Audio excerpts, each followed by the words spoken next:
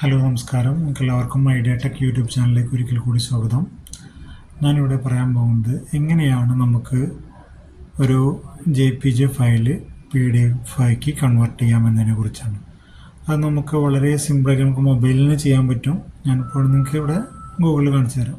Okay, അതിനുവേണ്ടി നമ്മളിവിടെ I love PDF എന്നുള്ളത് ടൈപ്പ് ചെയ്യാം. ഞാൻ ഇപ്പോൾ ഓൾറെഡി അവിടെ ടൈപ്പ് ചെയ്തിട്ടുണ്ടായിരുന്നു, കാരണം എൻ്റെ കയ്യിൽ പെട്ടെന്ന് വന്നത്.